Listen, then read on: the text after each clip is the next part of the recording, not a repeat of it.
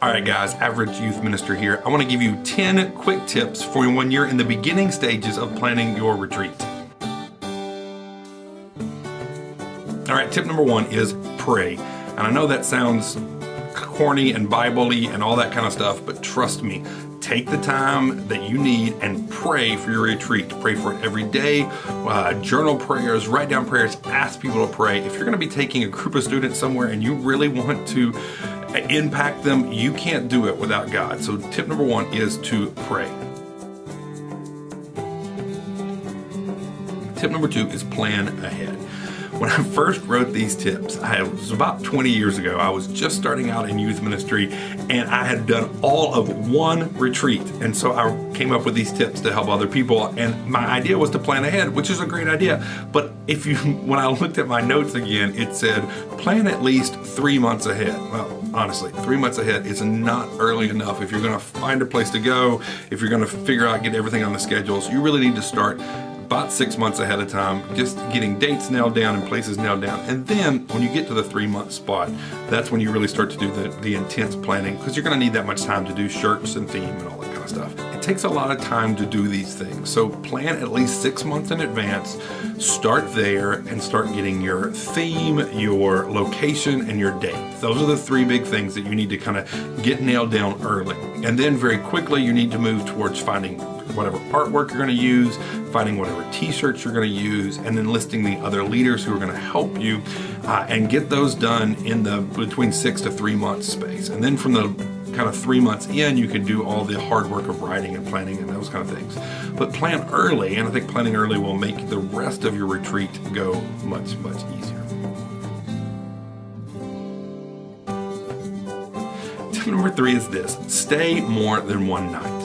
Now, as a guy who's been doing youth ministry now for over 20 years, I sometimes don't do this one just because staying more than one night is hard. It's more work. It costs more money. It requires more time. But I would honestly say if you're going to do a retreat, to stay more than one night. And the reason is this, is that first night, everyone's just kind of really excited and they're excited to be, we get to be at a retreat and everything.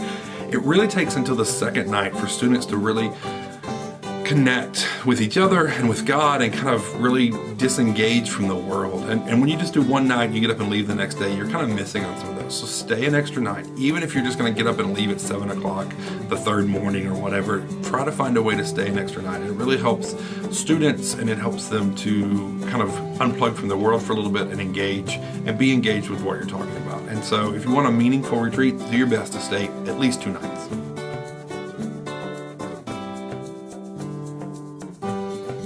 Tip number 4 is sleep. If you're going to stay 2 nights, you need to sleep.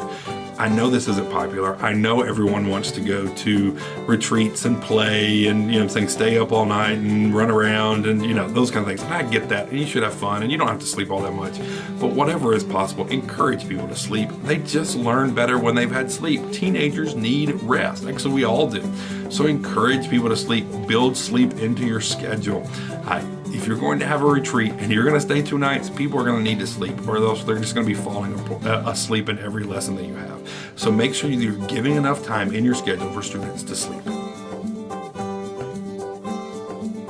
Tip number 5 is have small groups. Most of the learning that's going to be going on in your retreat is not going to be from your big sermon time. It's going to be in the conversations that happen in your small groups. So even if you only have a group of like 10 people that are going on a retreat, break those 10 people down into 2 groups of 5 and let them have some small group conversations. Have time where they can ask questions, they can talk, they can discuss, put other leaders in those groups and let them interact with your students. Have some times of small groups, because most of the learning that's going to happen on your retreat is going to happen when your students are able to interact with each other and interact with another leader, and that happens best in small groups. Tip number 6 is keep your helpers well informed. Now, I am terrible about this, but this is part of planning early. That really helps if you plan things early, is make sure the people who are going with you are well informed. Now that I have kids of my own and I end up helping out a lot at the schools, there's nothing worse than just show up at something and you've just been told, hey, just show up and we'll find you something to do. No, that never works. Nobody likes that. Everybody likes to know what they're going to do before they go into this event. And so keep them well informed. Make sure you keep them in the loop. Give them schedules early. Write for them the questions they're going to ask and give it to them early. Sure, they're not going to prepare for them before a night before. We get that. They're not going to spend like 5 or 6 weeks getting ready for your small groups. But let them know what's going on, from your small group leaders to the people who are going to drive your bus, to the people who are cooking for you, and all those other things. Make sure that they all know what they're doing, and make sure you keep them informed. Number 7, when you're at the retreat, hand out a copy of the schedule to your students. I know it doesn't seem like that big a deal. Why would I put this if I'm only giving you 10 tips? But basically, I give you that for this because students will continually ask you, what are we doing next? And if they have a schedule, they can go look themselves. That's number 1. And number 2, if they have a schedule, when it's time for Bible study, when they have to stop doing something fun and go do Bible study, or something fun and go to a small group or whatever, they're not going to whine near as much because it's on the schedule. And you can just point back and go, hey, look, it's on the schedule. We got to do it now. So number 7 is this. Print a schedule, put it on the back of their name tag, put it inside a student book, put it on the t-shirt if you want to, but give them a schedule, give them in everybody's hands so that they know what's coming next. Tip number 8 is this. Don't be afraid to leave the schedule, especially if you don't have a group of like 100 people or so. If you've got like a 30-person retreat or a 40-person retreat, it's perfectly okay to deviate from the schedule. If things get a little behind, then wait till you go do something. If things get a little behind, it's okay to push things back 10 minutes. You can easily stand up in front of everybody and go, listen, we're going to push our schedule back 10 minutes. If things get a little ahead, it's perfectly okay to do things a little early. To say, hey, instead of waiting until 7, we're going to do that worship time at 6:30, and that way we'll have more time at the end. Don't be afraid to deviate from your schedule. The schedule is something that you wrote, and you wrote it before you got there and knew how everything was going to work. So don't be a slave to it. Move things around, follow where God's leading, and put things where they will work best. So don't be afraid to break free from the schedule. Tip number 9 is that you should let them play. You should have structured playtime where you're doing things that are reinforcing the lesson, and just structured playtime where you're just playing and having a good time together. You should also just have a bunch of free time where they can play. Throw a bunch of balls in the gym, let them play, let them hang out, let them relax. A lot of relationship building happens when we play, and so don't schedule every possible moment without giving some free time for students to be able to move around and play a little bit.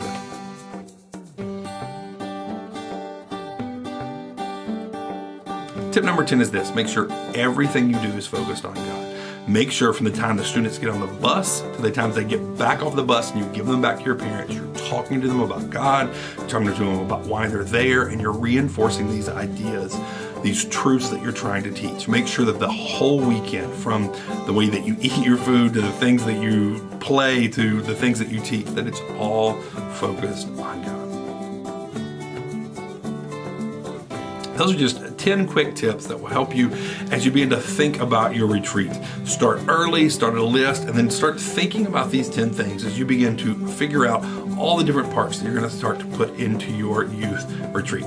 If you have any questions, if you have anything you would like to know about retreats or kind of ideas about that, please leave them in the comments or come over to nailscars.com and ask us about it. Be sure to subscribe. We have more tip videos coming. Thank you guys again for watching, and have a great retreat. Thanks.